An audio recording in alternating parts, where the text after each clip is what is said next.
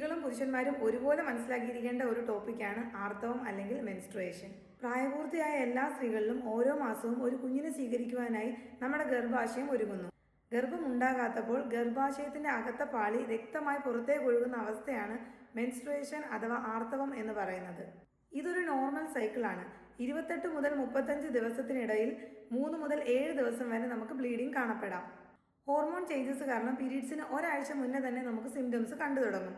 വയറുവേദന, തലവേദന, നടുവേദന, ബ്ലോട്ടിംഗ്, സ്ഥലങ്ങളിൽ വേദന അനുഭവപ്പെടുക, അകാരണമായി നമുക്ക് ദേഷ്യം അല്ലെങ്കിൽ സങ്കടം തോന്നുക, മൂഡ് സ്വിങ്സ് എന്ന് കോമൺ ആയിട്ട് പറയും.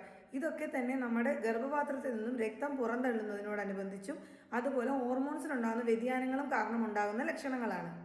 ഒരു സ്ത്രീയിൽ ആർത്തവം കൃത്യമായി വരുന്നത് തന്നെ നമ്മുടെ ആരോഗ്യം ശരിയാണെന്നുള്ളതിൻ്റെ ഒരു സൂചനയാണ്. 10 ദിവസത്തിലധികമായി ബ്ലീഡിംഗ് കാണപ്പെടുക, കഠിനമായ വയറുവേദന, പീരീഡ്സ് മാസങ്ങളോളം വരാതിരിക്കുക എന്നീ അസ്വാഭാവിക മാറ്റങ്ങൾ നമ്മുടെ മെൻസ്ട്രുവൽ സൈക്കിളിൽ കാണപ്പെടുകയാണെങ്കിൽ വൈദ്യനിർദ്ദേശത്തോടു കൂടി നമ്മുടെ ആരോഗ്യം സംരക്ഷിക്കുക. Follow healthy trekking for more videos. Thank you.